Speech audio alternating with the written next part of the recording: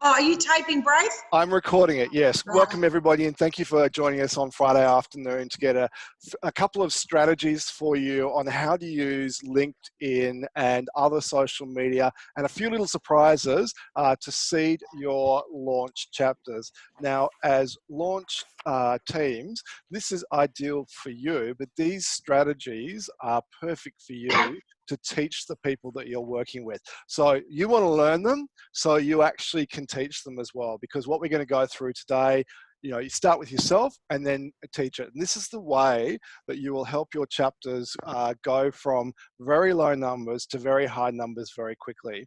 So the very first strategy I want to talk about is LinkedIn. Now, LinkedIn is an amazing tool. I'm hoping everybody here has a LinkedIn profile.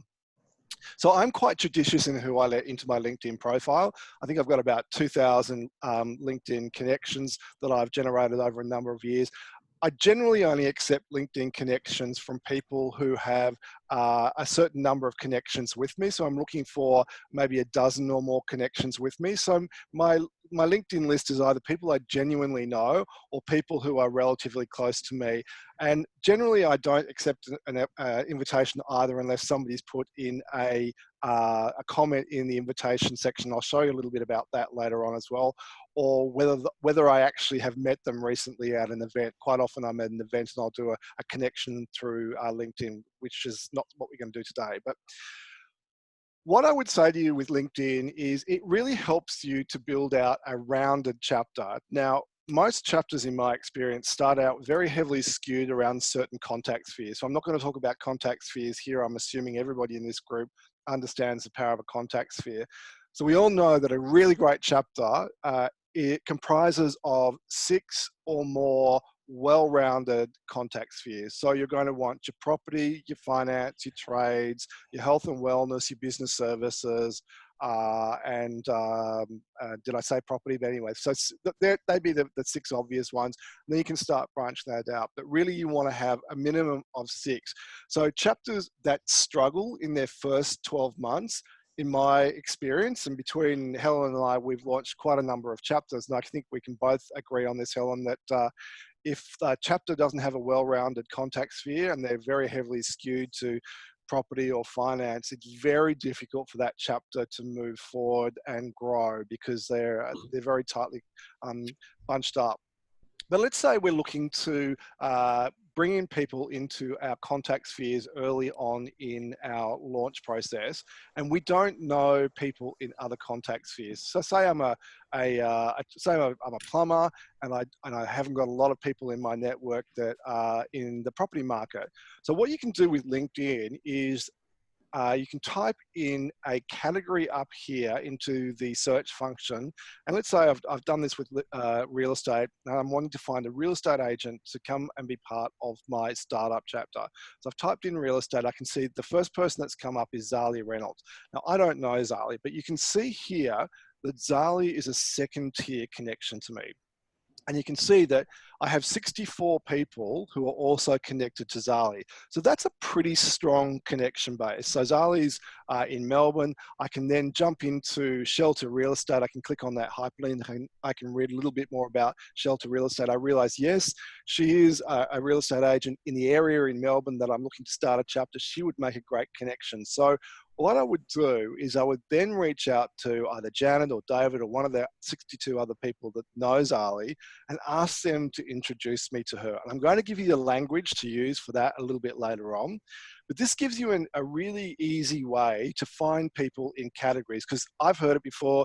Searlsy's heard it before. People say, but I don't know anyone in real estate. So this gives you a very easy way of finding one person removed from you.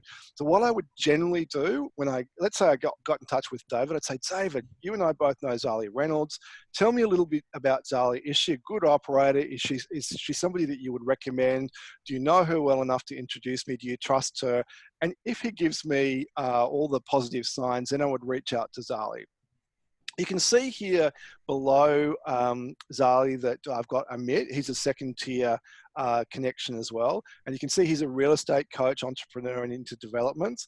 And if I clicked on that, I didn't take a screenshot of that. What I would see is that he's actually not a real estate agent. So in this case, I'm particularly looking for a real estate agent, a residential property sales agent. So I can see that he's not the right person for me, but maybe I might want to connect with him and bringing him along at a different point in time. So I could use the same process there. And you'll see as you go down your list, if you go down your list, it'll rank them in number of connections that you have. Now, a hot tip for you guys, this is great for launching chapters, but if you are ever looking for people in your existing chapter, this is a great tool as well. But it's also a really powerful way of seeing whether or not you can connect people in your chapters to other people in your extended network that they want to be introduced to. So you can type that in, and I heard Netta today talking about on her, she was interviewed on one of the podcasts, the Australian Story podcast, fantastic podcast, go and listen to it. Netta talked about finding people their dream referrals. I can guarantee you, everyone that you meet in BNI's dream referral is 1 or 2 clicks away from you in LinkedIn. Guarantee it. Try it sometime. Okay, so we've done that, but we want to get a little bit more specific. Let's say we're looking at a startup chapter here in St Kilda, and I've typed in St Kilda, and coincidentally, the very first person that came up was a sales consultant at Bell Property. Now, in this instance, I wasn't specifically looking for real estate agent. I was looking for people in St Kilda. But you can see I've got 4 people that are connected to Margaret. Now, I know Michael Furlong very well, so I would pick up the phone and say, Michael, do you know Margaret? She's a sales agent at Bell Property. Would you be able to introduce me? And that would facilitate that introduction. So here you can see it's also brought up a business in that suburb. So it's really important to understand the difference between people and businesses, because businesses, you can connect to that business, but you're actually not likely to connect with a person within that business. So in particular, you're looking for the individuals. So don't look at McGrath and say you want to connect to McGrath, because that will be somebody in the office or doing their social media. So you can do that with suburbs, but here I've given you an example of how I picked a specific category that I'm looking for in a suburb in Victoria, because there's a lot of Brighton. So you generally have to put in the category, comma, the suburb, comma, and usually Brighton, Victoria, to get that come up. And so I'm looking for a handyman for my startup group, because we've identified that the trades contact sphere needs a handyman. And you can see that these people have come up, and I actually don't have a connection with them that is a second tier. So nobody in the Brighton area I know is a second tier or first tier connection. Of course, this will also bring first tiers up as well, but I don't know either of these people, and we don't have a connection. So how am I going to connect to this person if I want to invite them along? Now, I don't know about you, but when I finished university, I had a summer of selling timeshare. And selling timeshare is cold calling. It is the worst kind of sales. And I learned very early on that kind of selling is not my thing. I've never liked cold calling. I've never liked that. So I know how to do it. And funnily enough, I was very good at it. And I did a lot of sales, but it did teach me that that's not the way I want to do selling. So I'm always looking for meaningful ways to connect to people. So I would connect to this person in a meaningful way. So how you do this on LinkedIn is you customize the invitation. So we've just seen you can have a connection there. So I'd connect. So when you add a note, people are more likely to want to connect to you. Now, I don't know about you, but I get a lot of people saying, I saw your career is very interesting to me. I'd like to connect. I know that's just somebody who's generated something out of LinkedIn. They've got some sort of bot that helps them to do that. But if you write a personal note in here, and I was saying to get a handyman, I don't know that person's name, but if I was doing Kim Dillon, I'd say something like, hi Kim, my name is Braith. I'm a marketing person from St Kilda in Melbourne. I was doing a search for handymen in the Brighton area, and your name came up at the top of my list. I'm wondering if you're looking for new business. And if you are, I'm part of a referral group, and I'd like to invite you to come along. And you hit send invitation, and send that off to that person. So that brings me to the next point. I don't like slimy, hard sales approaches. So I do like to use grip as often as possible. So grip, we all should know grip in BNI. Are you looking to grow your business? Would referrals help? I'd like to invite you, and I'd like to, and I'd confirm it. It's at on Zoom at 6:40 on Friday. So if you don't know what to say when you're connecting to that person in that note, you can use the grip method. It's a very easy method. Here's the thing, guys. This is a numbers game. It is absolutely a numbers game. You're going to have to send out 10 invitations to have somebody meaningfully connect with you. Probably half of those people will connect with you on LinkedIn, and that'll be the end of it. If you reach out to them and say, hey, I'd like to invite you along, they'll probably ignore you. But 1 out of 10 people will come. So what I say, if you're using this strategy for LinkedIn, you need to put about half an hour aside a week to get 1 invitation. I've tried this myself. I know that's how long it takes. Now, half an hour is not a whole lot of time. I can do that in front of whatever I'm watching on television. I was trying to think of something smart to say there, but I'm watching whatever I'm watching on television. So as I'm Netflixing, I can do that, and I can invite those people along. Remember how before we were saying we could reach out to our second tiers? It's the same strategy that you would use here, except in this box, what you would say to Margaret Duncan is, Margaret, you and I both know Kim Easterbrook. Kim tells me that you're a fantastic real estate agent in the Brighton area, and I'd like to connect with you. And you set invitation. Or alternatively, I ring up Kim and I ask her to introduce us on the phone, or I ask her to send a message to that person via LinkedIn. So she'd send a message to Margaret saying, Margaret, you're going to get a connection invite from a guy I know called Braith Bamkin. He's a really nice guy. Please connect with him and see what he's got to say. So that takes away that cold calling aspect of it, the ugliness of all of that. And I'm quite comfortable with accepting invitations from people who have sent that to me. So when people are scared of what to say, give them the grip framework, but try and give them the opportunity to have somebody you know in your LinkedIn connections to edify you before they do that. So that's LinkedIn, but there are other ways in which you can connect on social media. One of the most powerful tools we have out there is Facebook. Now, again, I'm going to refer back to you, Netta, today. Netta's podcast conversation today. Netta talked all about you don't go and solicit people until you've built a relationship with them. So Facebook groups that you're part of in your local area are a really good place to engage with people and invite them along to your launch chapters. But you can't go and join the Bayside swap and go group today and then tomorrow start posting about BNI launch chapters. You'll have zero credibility and people will start bagging you and everything else that you're doing. You'll lose your credibility. So if you're going to invite people out of your Facebook groups, you need to have 3, 4, 5, 6 months of engagement. So I would suggest if you don't belong to any local Facebook community groups that you start jumping into that. Netta, can you're in a community group down in the Hampton area that I see you're active in quite a bit. Can you talk about how you engage in that? I mainly engage in a positive way. I'll stay out of the conversations, but add value mainly. And if there's an opportunity for a BNI member, then I'll make sure that I stick my nose in there. But yeah, just see where I can help mainly. I don't go in there to aggravate anyone. Yeah. So you need to be very careful in the way in which you behave in groups. You need to have high credibility and you need to have been doing this for a while before you can start asking to, it's the whole farming, not hunting thing. So you need to have invested in that group. You need to have engaged in that group. But once you've been engaging in that group for a while, there are lots of groups. There are groups. I know we've got Eve Skinner on here. There are groups for people who are in the recruitment industry. I can see we've got Bucket in here. There are people in the graphic design and design industries. There are groups that are specific around your specialty. I know my bookkeeper is in a bookkeepers group, and she asks occasionally if there are any bookkeepers that are looking to grow their business through referral for me on my behalf. So that's another source.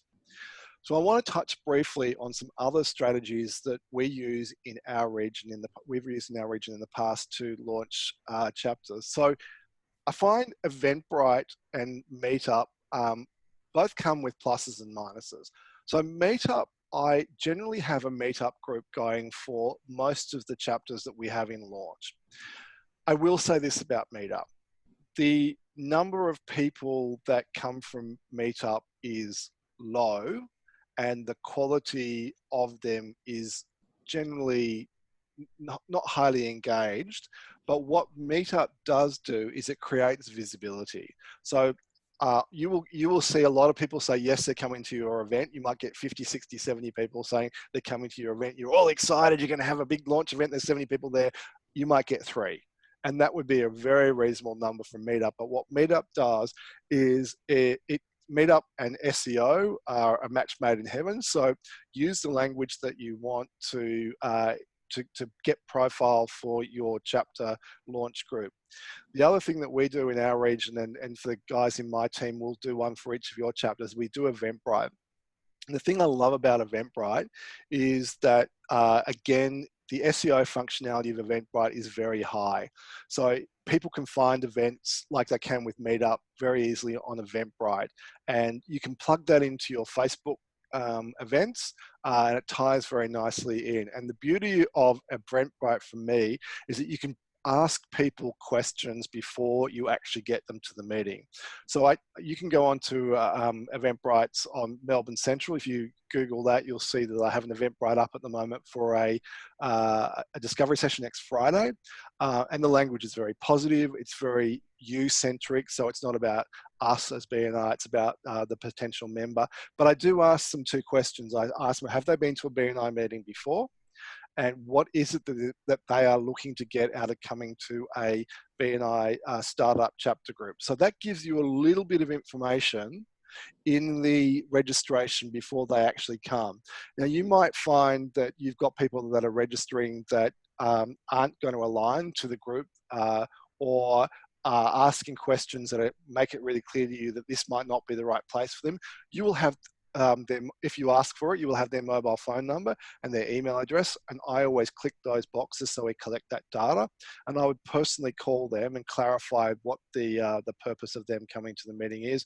A little bit of effort up front will save you from having time wasters in your meeting. And those people can be very destructive because they can ask questions that aren't appropriate for a launch group. So be very careful with Eventbrite and Meetup because they are random people, as opposed to the LinkedIn strategy and the Facebook group where you tend to have a little bit more of an engagement with those people. So just be mindful that what these do is these give you SEO functionality and marketing, as opposed to LinkedIn, which is much more personalized, and you can engage with people one-to-one.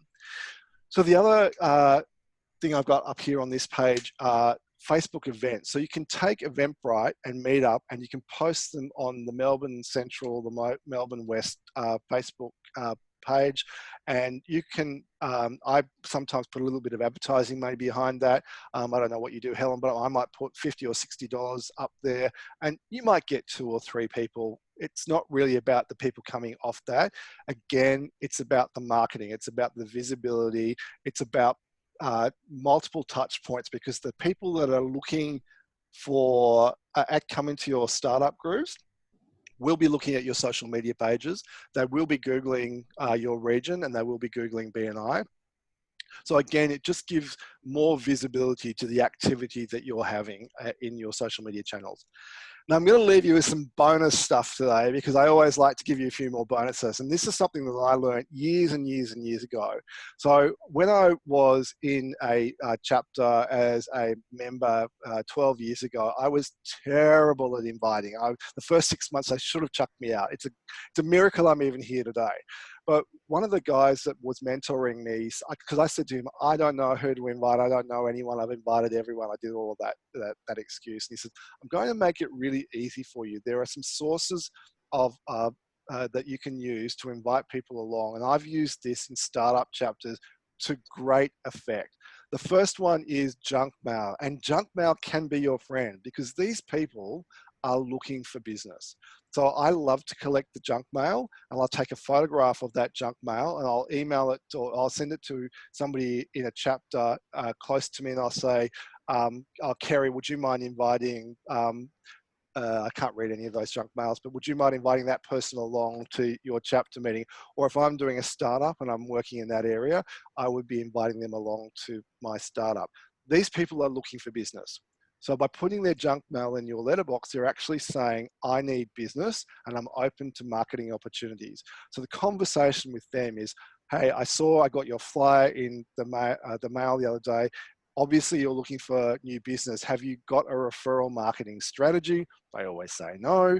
And you'd say, hey, I'd really like to invite you along to my referral generation group next Tuesday, Wednesday, Thursday at 6:45 on Zoom. Because you can meet my referral partners. Now, you can use exactly the same strategy for a startup chapter or for an existing chapter. Either way, junk mail is a really great way to invite people to your chapter. And I get very high success from inviting people from junk mail. One of the best visitors I ever invited was a person that I sat on the Nepean Highway behind multiple times driving to my shop. I used to own a mattress shop in Brighton, and I'd see this person, they were an electrician. I sat behind this person for months. I'd see this, and finally I took a photograph of the back of their van and got their phone number, and I invited them along to my BNI chapter as a guest. They came, they were a great member. It was a really easy thing for me to do. And all I said was, I noticed your car dozens of times going up and down the highway. I'm part of a referral group that meets in Brighton on Wednesday morning. I'd really like to invite you along because we need a Sparky. It's the same narrative for a startup chapter. We're looking for a Sparky in our new referral group. I'd really like to invite you along. So remember, these people you don't have a relationship with, so you might want to have a conversation with on the phone. But most of the people that I have done this with over the years are very flattered that you're inviting them. So these tend to be tradies or smaller businesses, but then you've got the classifieds as well. So you will find in the classifieds that these people again are looking for business, and there are all sorts of business people in there. So I look through the classifieds and see who is looking for business because they're advertising. Local paper is a goldmine of people that are looking for businesses.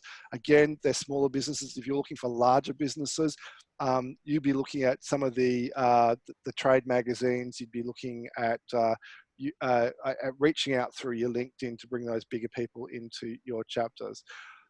So this only works if you keep a list of the people that you are engaging with, because otherwise it's just a random mess. And it doesn't matter whether you're following LinkedIn strategies, whether you're ringing up from the junk mail or the classifieds. If you don't keep a list of who you've engaged with and who you've invited, it's all to nothing. So I use an Excel spreadsheet, but in my region, we've just engaged a CRM system. I'm hoping that we will be able to give my team access to that. And even if they don't come when you invite them to the launch meeting, I would be inviting them to come to the launch chapter. I'd be inviting them to come to the launch event. So I'd keep their details. You call a lot of people, and this is what I'd be saying to your applicants as well. Keep a list of the people that you have rung up.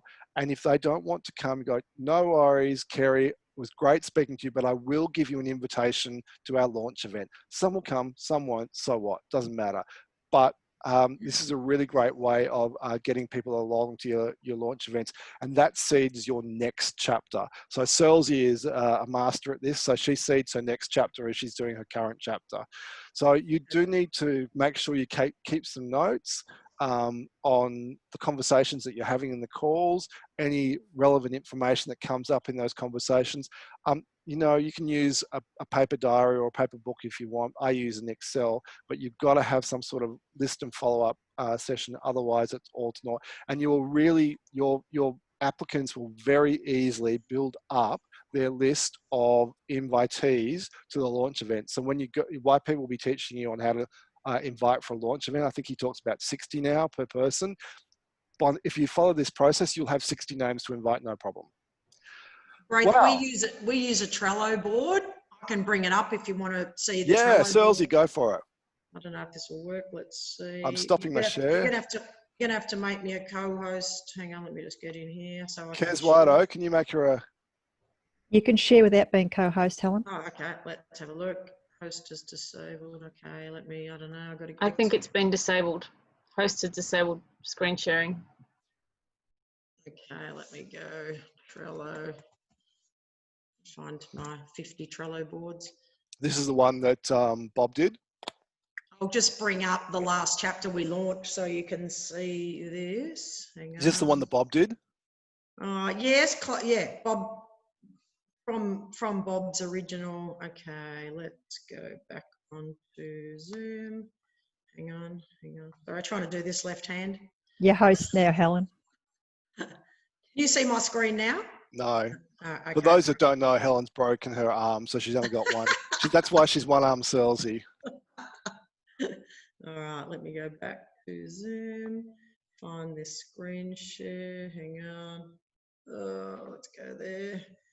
Screen share.